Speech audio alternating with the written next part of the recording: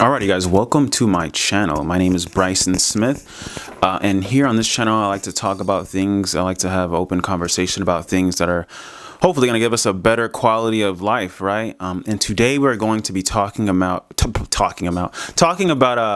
qualities in which we should look for in women in this modern era. Because yesterday I was going for my walk and this idea sort of came to me because I was thinking about. So disclaimer, I've never been married. I mean, I've come close, but as you know, we still have qualities that we know will do well in a long-lasting marriage. And if you don't, then I'm going to, in this video, give you some. But this idea sort of came to me when I was going on my walk because I was looking at the marriages that I've known within my life that are still intact, 20 plus years, versus the marriages that didn't work out. And I was like, this is interesting. Let me dissect the characteristics of the people in these failed marriages. So I have two failed marriages that I know of, and I'm going to use two failed marriages that I know of and two successful marriages that I know of. I know far more successful marriages. Like when I really started to think about this, I was looking at the quality of women in my life and the very healthy qualities that they have and the marriages around me that I'm aware of. I was like, wow, there's a lot of long-lasting marriages that I know of and amazing, beautiful women that I know of. And so I wanted to dissect their characteristics and sort of, talk to men who are, looking for a woman and things you should sort of look for in these women. So what I'll do is marriage A, marriage B will be the healthy marriages, and marriage C and marriage D will be the unhealthy marriages. And so one of the things I've noticed in the healthy marriages is the women that these men have chosen, I'm sorry, did I say that right? Okay, the women in the successful marriages, the women in the successful marriages, I almost want to use three. Okay, the women in the successful marriages are very family oriented. That is something that I've taken note of. For example, so like when I go to their houses, I'm always being welcomed with something, right? One of them, it'll be, are you hungry, Bryson? We just made this, we just made that. The other one is coffee. They're always offering me something when I go into their homes. The unsuccessful marriage, neither one of them actually. Neither of the women do those, and I was taking note of that. And so I know as men, we want our women to be warm and welcoming. The successful women in the successful marriage definitely have that. So that's something, to take note of. It's such a nice thing to see, especially when you look at what is going on within our modern women. A lot of the modern women are selfish, right? But in these marriages, it's selfless. And another thing I think it's important that we are aware of is that, because I was thinking about this too, I'm like, dating from that generation, for example, like maybe your parents' generation, if you're around, like if you're younger, dating was different then. The landscape has changed so much. I would say the landscape has changed so much, of course, with social media and things like that. But I think like the core principles would still be the same. Like you would still want the same kind of woman or man back then as of now. It's just harder to find now because of social media. So I'm like, the qualities and stuff like that are still the same. So within the another trait I noticed within the successful marriages is these women have some sort of faith. Now they are grounded in something that they hold dear to the heart. For example, we'll just use like Christianity or Muslims. The women I'm talking about are Christian, and they believe in the Bible. For maybe it could be the Quran, but I've noticed that women who have something that they live by or something that they're raised in tend to do better. For example, if I brought up the family oriented, women who grew up like traditional, who grew up around a lot of family, tend to be more traditional in their behavior, even if they don't have a faith or anything like that. That is something I've also see around me. So, and I've noticed that women who grow up with untraditional upbringings, maybe, like a one-parent household, you only have your mom, those individuals tend to have a harder problem with relationships and having long lasting relationships. I know that from experience. Of course, we're speaking in general, but as you get around and start to have relationships with people, you will start to see there is patterns. Pay attention to the women's patterns too. I've said this in previous videos, but pay attention to, like, when you are getting to know someone, how they conduct themselves. Ask about their past. If your woman is if this woman you're interested in is taking offense in the fact that you're asking about her past, red flag. I wouldn't even touch it. It should be, we're getting to know each other. There should be, if she asked you about your past, I'm pretty sure you'd have no issue explaining yourself. So you have to take note of the red flags. On Halloween with one of my friends, he was telling me about a woman that he was interested in the past, and his uncle took him and his the girl he was interested in out one particular evening, right? And he was testing her.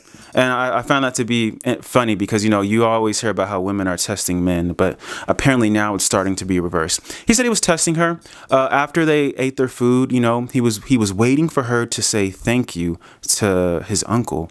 And he said she never did. He said he had to say thank you after everything. And then she followed through saying thank you.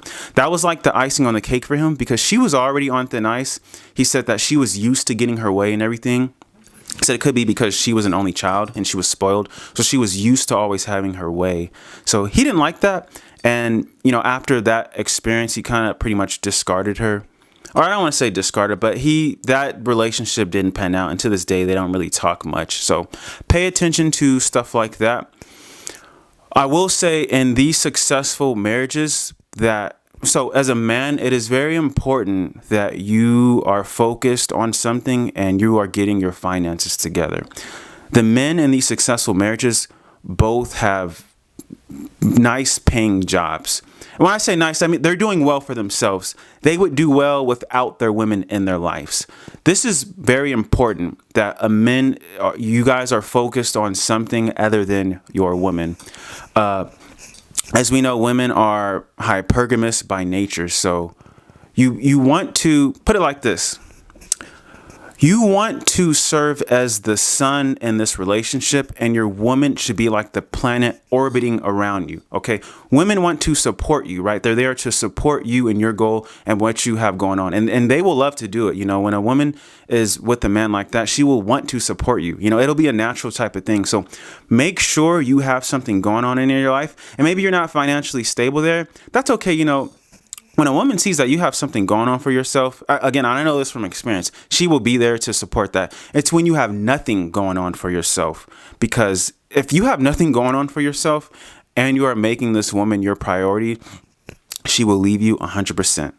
The moment, and when I say like provide, this could be something so small. For example, let's say you're dating a woman who doesn't have a car and you have a car. That is a way of providing for her in some way. You're able to pick her up and drop her off and do things like that. Like, she's going to like that. It's when they find something better than you and she doesn't have these qualities I'm speaking of. When women don't have any of these healthy qualities, within my experience, they have no issue leaving you because they're not really bound by anything but their emotions. That's very important to understand about women as well. And it reminds me of the Bible scripture. It always rings so true to me because I know it to be true. But there's a scripture that talks about how it says above all things, it says the heart can be deceitful above all things. Who can know it? And that is so true. And it's important to know that women and if you're a woman and you're listening to this, just listen. It's important to know that about women, that she is going to do most things through her emotions, right? The moment she doesn't feel for you anymore, she's gone, especially if she has no morals, no integrity, no values. What's holding her back? Nothing but her emotions. And if her emotions aren't there, she's gone. She's going to find the better option, the more charismatic, charming looking, whatever it is he has, it's better than what you have. And that's what she's going to go to. Doesn't matter how long that you've been in that relationship. And that's just to, I want to also speak to on that, not to get too far off topic, but I want to speak to people who maybe aren't in a relationship right now and they really, really want a relationship. I'm telling you now, like to the men and to the women, it is far better to be single than to be in a toxic relationship. It is not worth the emotional heartbreak and trauma if you don't choose the right person. It is very important to choose the right spouse, especially in this time. I mean, imagine being with someone for 2, 3, 4+ years just for them to leave you. And maybe they break up with you if you have someone with integrity. They actually tell you the truth. Maybe. But imagine they just either ghost you, they leave you, and a week later you see them on Instagram, on Facebook, post up with somebody else talking about how they just had an amazing date. It's traumatic. It will break you. You will feel worthless. Your self-esteem will be it'll be down. You will feel so terrible, And you hear this from people time and time again about it's, it's rather you'd rather be single than be in an unfulfilling marriage, because that stuff can really break you. I mean, people unalive themselves over stuff like that. So if you're someone who's single and you're waiting for someone and you're looking for someone and you're eager, I'm telling you, just be patient. It's better to be that. It's better to be what you are right now than to be involved with someone that is disrespectful or treats you like nothing, because it's not worth the heartbreak. I'm telling you now, be single and be patient. So another thing, and I wrote down some stuff because I didn't want to, one moment, you guys, I didn't want to forget anything. Some side notes. So these are like some little things I've kind of just been aware of and taken note of for the men who are, looking to invest in women. This is like a little side tip. Be cautious, or take note of if she has pets or not. Like 2 dogs or 2 cats, really no more than 2. The reason why I say that is because you guys, I know you guys have seen, sometimes I think faster than I speak. I know you guys have seen mostly women, but I'm sure there's men that have this issue too. But the person who has like a whole bunch of cats or a whole bunch of this and that, it can be really weird. And I think a lot of times those are like coping mechanisms because they've been alone for so long. So that is something to be aware of. I think if a woman has like a pet or 2, she kind of has this, like, she's taking care of something or someone other than herself, because you want your woman to be nurturing. So that is something that I have kind of noticed. The other thing was, hold on, I wrote down something else. Yes, this is important too. This is something that, and I was actually just talking to my sister about this. My sister is another woman that I would say is really like a quality, like, good character. But does she have a role model in her life? Women that have role models in their life, some sort of figure that she respects, usually this type of person, this type of woman is a high quality woman. I think that's becoming more rare in this age.